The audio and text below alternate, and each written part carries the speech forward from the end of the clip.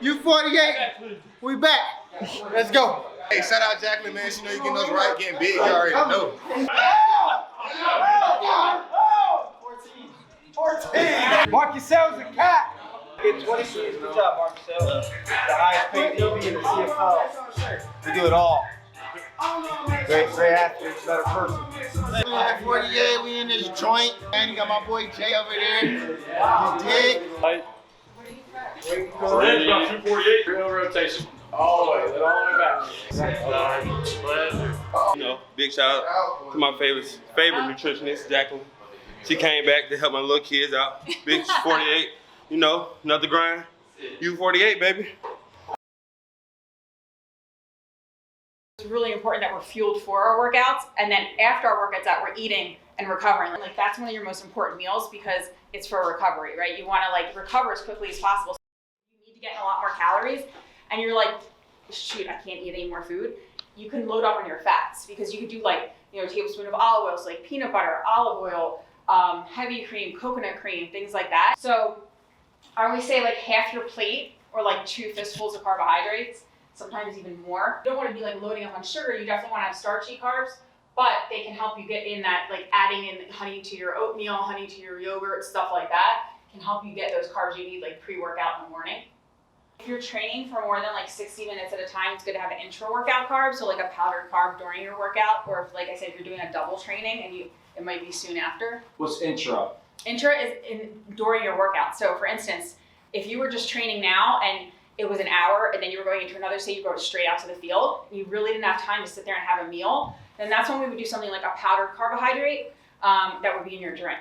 Yeah. So real life example, when I wake up, I take a scoop of whey protein, creatine, and collagen.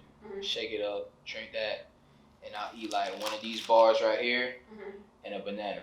That's right. Yeah. Okay. Yeah. If that's what you're doing before that workout and that's it, you know, I would say during that workout, maybe then you do want to do some type of electrolyte that has a carbohydrate in it. You know, the more that you can get in, the better.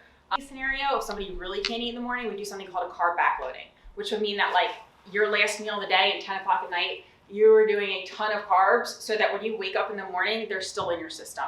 A hearty oatmeal, you know? You definitely want to have protein in it too, but you could do something like that, like a hearty oatmeal. You could do like hemp seeds, flax seeds, some honey in there, things like that. And just do, I mean, it all depends on like what you can get down. Some people can get different things down. You know, if you want to eat a bowl of mashed potatoes, you could do that.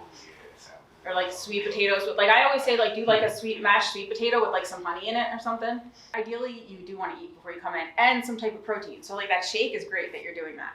And you want to make sure that you have that protein, because so when you wake up, it's breakfast because you're breaking a fast, and your body's catabolic. It's breaking down muscle in your sleep as is. So you don't want to come from a state of like, my body's breaking down muscle, I've used up all my energy, and now I'm going to try and go work out and build muscle. It just doesn't make sense.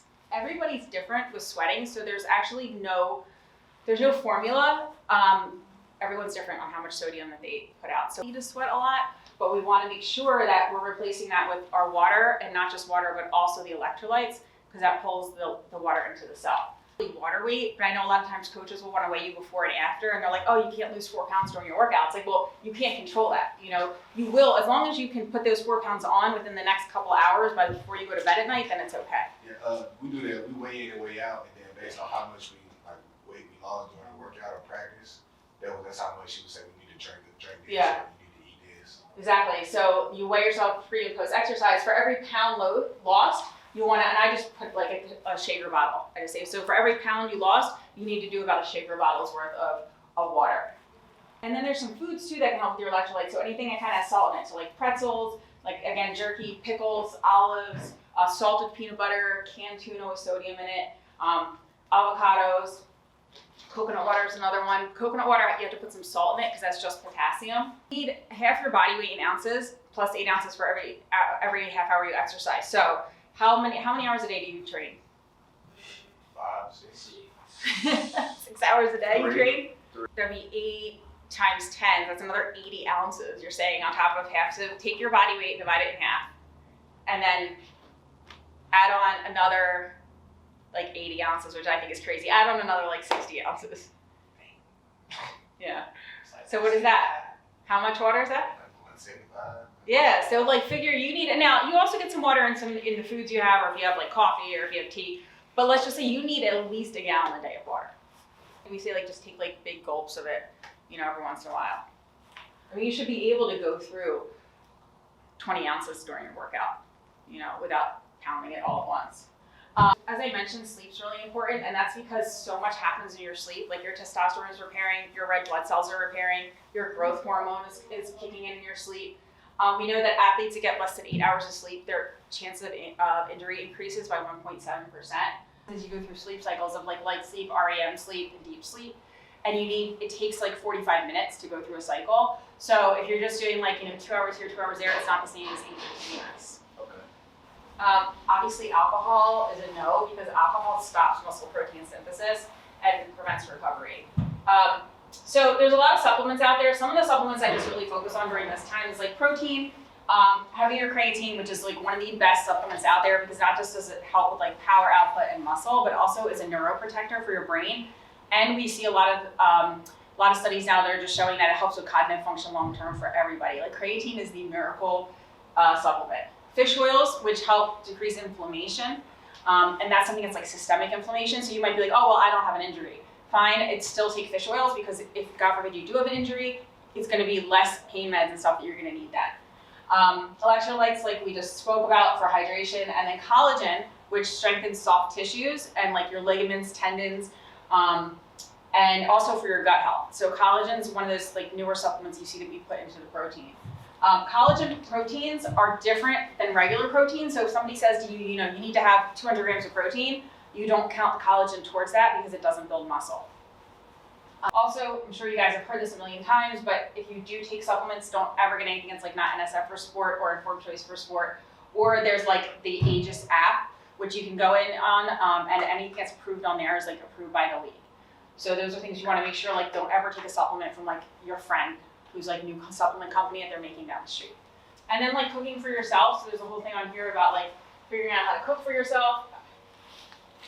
Shopping, like going to BJ's and Costco can save you a lot of money buying in bulk. Because like if you go to the Publix to buy your meat, you're gonna spend about, I don't know, 5 times more than if you go to Costco. Oils, like your olive oil or flaxseed oil or avocado oil. Then there's your cheap oils, which is what they're using to cook with at Waffle House. And that's really one of the reasons why it's kind of bad. It is bad. Food's inflammatory, that's the bottom line. You know, now air fryers are like the best invention ever. Like you can do air fryers and like fry your chicken in an air fryer. That takes away all of the negative part of it. So the guys work with our bigger guys like linemen and stuff. They've been like 7-8 years. You know, like they really they focus on their attention. Like I work with Tyrod, his nutrition is such a big part of what he does. You know, and that's part of it. Whether people want to admit it or not, yes, a couple people can get away without eating well, but the people that do really good is because they're eating well. You know, they put it, it's recovery. It's all of the recovery. You know, they're focusing on being an athlete year round. Gotta go eat. Hey man, clocking out.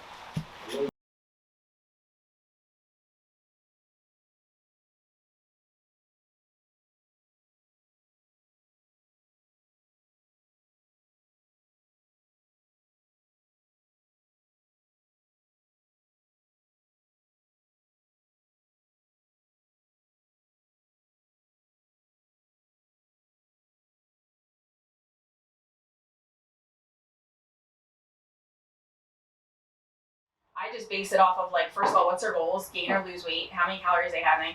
Number one thing is protein. So like, what's their minimum threshold or maximum? And then what's their output, right? And then I figure out based on that what their carbs, and then like kind of the rest is usually fat. So it's like, I don't have a specific, and that's why when people ask me, you know, well, how do you figure out their macros? I'm like, that's something that's in my brain. And it's dependent upon everybody. Like every single person is different. Appreciate Jacqueline coming by today. Athleats Nutrition, all right, the best of the best for sports performance, all right.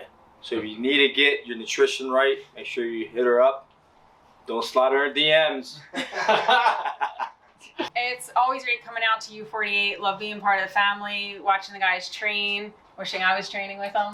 Yep. Getting those guys right, getting them ready for their draft prep pro days. Happy to be part of the team. Finishing up on this lovely Tuesday here at U48. I want to shout out to Jacqueline out there at Athleats Nutrition. Always making sure we good, making sure we eating right, getting healthy, eating good, looking good. Shout out to Manny. Shout out to Jordan. You know they always gonna put us through the work. So come to you tomorrow. Let's see what tomorrow brings. Check it out. I like that.